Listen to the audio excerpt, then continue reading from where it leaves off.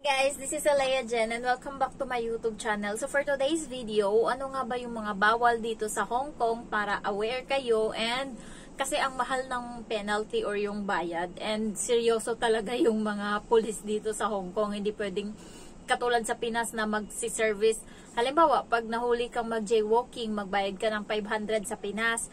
Kung hindi ka magbabayad, mag-ano ka ngayon, mag-public service ka ng 2 weeks ata or 1 week magwalis ka sa daan. Or saan kanila gustong pawalisin. So, ganun sa Pinas.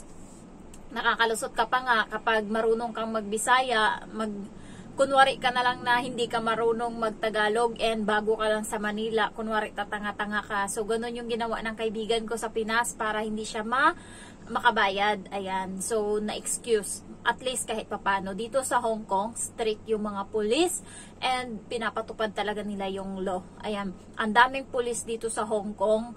Halos naglipa na yan sila, sabay-sabay pa yan, 3, 4 sila magkakasama, ganyan. Kaya be careful talaga. Dapat alam nyo kung ano yung batas ng Hong Kong para hindi kayo yung 'di ba? Ang mahal kaya ng bayad. So, first is loitering, yung nagsusulat sa mga pader, ayan, isa yan. And then, magdura sa daan, bawal yan. And then, basta kung ano yung magkalat-kalat, magtapon, so bawal yan. Hindi yan advisable or hindi talaga yan pwede dito sa Hong Kong. Ang charge yan is 3,000 Hong Kong dollar. So, parang magkano na lang yung matira sa sahod mo kapag talagang na-charge ka.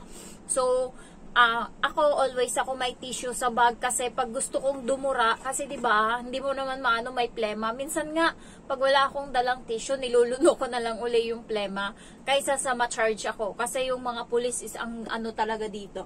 So ito yung tissue na ginagamit ko, ayan. May ako sa bag, 3, and then nire-refill ko pag naubusan. Ayan. So, pag dumudura ka, ilagay mo sa tissue and then ilagay mo sa bag. Kung makakita ka ng basurahan, saka mo ngayon itatapon. So, suka, ganyan. So, kailangan may plastic din kayo. Halimbawa, lasing or ganun kayo. Kasi, may isa akong nakita na sumuka nga siya and na-charge din siya ng 3,000. So, hindi excuse kung masakit yung ulo mo o kung law is law dito sa Hong Kong. Kaya, dura and then suka, bawal talaga yan. And then, nakita nyo kung bago kayo dito sa Hong Kong and makita nyo yung basurahan nila kulay orange.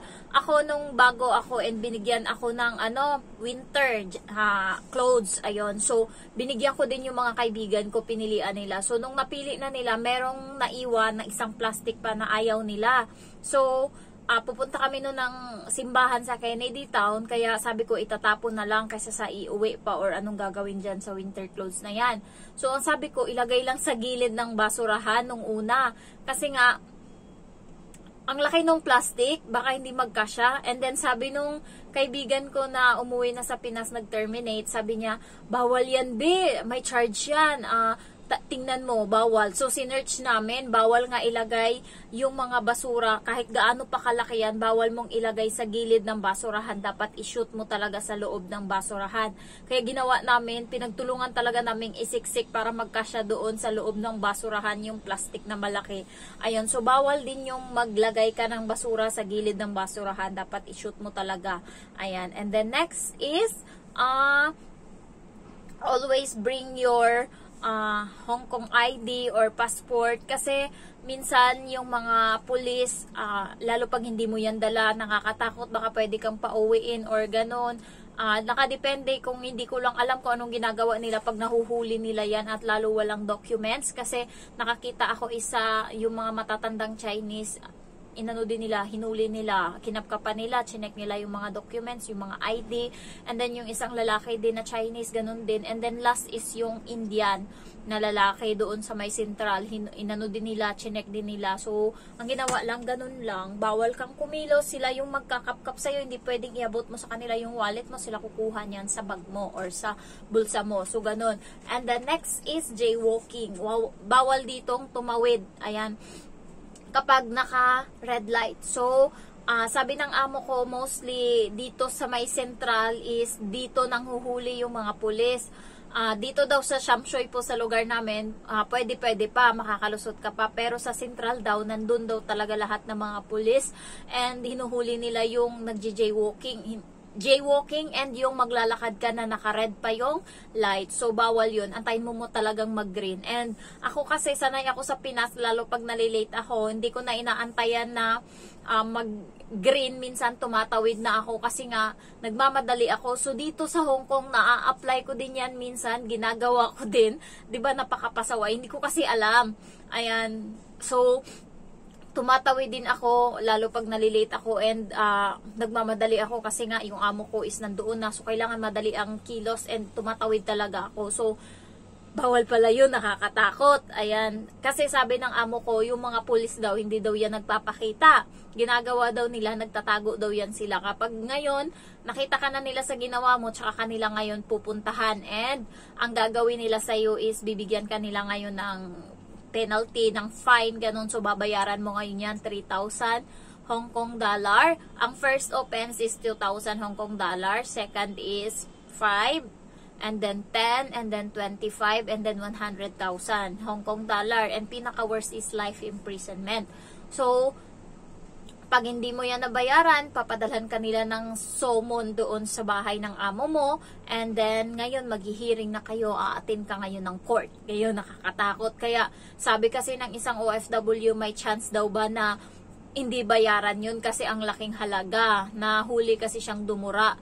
So, sabi talaga nung iba, nahuli din sila and wala silang choice. Babayaran talaga kaysa mahiring pa, kaysa magpunta pa ng court.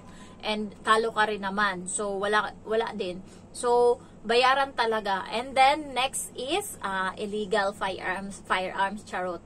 Ayan, so, yung magdadala ng mga ganyan-ganyan. So, dito sa Hong Kong, hindi katulad sa Pinas na kapag papasok ka ng train station, hahalongkatin yung bag mo. Dito, wala na, diretso ka na agad sa, sa station. O, top up ka lang ng card, pasok ka na agad. Walang ganung kahigpit dito sa Hong Kong na katulad sa Pinas na bubuksan pa talaga yung maleta mo kapag sasakay ka and malaki yung maleta mo, yung bag mo, alongkatin pa talaga yan, tutusukin pa nila ng stick.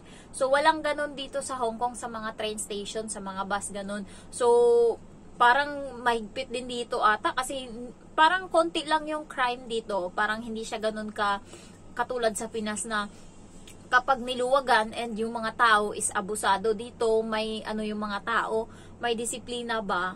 Pag pa guys, bawal din mag-ingay kapag 11 PM up to 7 AM. Ayan, so bawal din yan. Kapag yung nasa public places kayo, halimbawa park or alam mo yung sa mga lugar-lugar na maraming tao and then nag-cause kayo dyan ng gulo or ano-ano, ayan, nag-ingay kayo or nag-video okay or nag-ano kayo dyan. Kapag may isang Chinese or sino na magreklamo sa inyo and tinawag yun sa pulis and nakita kayo ng pulis na ganon, so may charge din yun, 5,000. So, bawal yun ha. Tandaan nyo, 11 PM to 7 AM. So, yung amo ko kasi kagabi, tinanong ko kasi yung bulaklak na tinanim ko maliit, so namatay.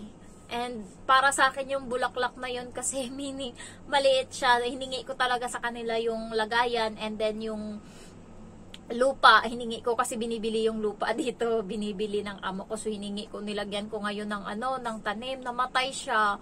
Sabi ko sa amo ko, mamamatay na ata yan, ma'am. Sabi ko gano'n, sabi niya mukha nga. And siya yung nagdidilig nun. Kasi dinidiligan niya yung halaman niya na makahiya. And then sinasama niya na pagdilig yung halaman ko. So hindi ko na dinidiligan yan, siya na nagdidilig niyan yung amo ko. And then sinabi ko sa kanya nga na mamamatay na. So naisipan ko na magpitas na lang kaya sa part ng bulaklak na ipapalit doon. So tinanong ko siya. Sabi ko, mamumultahan or mahuhuli ba ako kapag nagpitas ako ng bulaklak sa park? Sabi kong ganun sa kanya. Sabi niya, parang hindi naman. Pero ang mga tao dito is hindi sila nagpipitas kasi naaawa sila ganyan. So hindi nila yan ginagawa. Sabi ko kasi itatanim ko dyan sa lupa. Sabi niya hindi naman. Sabi ko try kong pumitas. Sabi niya, pero yun nga, pag dura ka and then doon na-shock ako nung sabi niya nga na kapag tumawid ka ngayon na naka-red light. Sabi ko, hala, ginagawa ko yan always. Na-shock ako. Sabi niya, kaya ingat-ingat ka talaga. Kaya ang mahal ng charge. Sabi niya ganun sa akin.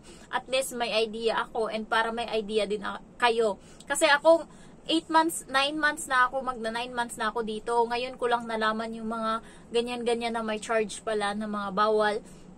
Kasi nung nakaraan, hindi ko inalam yan. Hindi ko lang alam kung sa PIDOS or sa OWA yan diniscuss. Hindi ko pinakinggan. Ayan. At least kayo, may idea na kayo para hindi kayo katulad ng iba na alam nyo yun, ma-charge. Sayang yung 3,000. Ayun lang guys. And thank you for watching. Bye-bye. Mega love shout out to, oh my god, nakalimutan ko si Joanne. Sorry. Next vlog na lang, Joanne.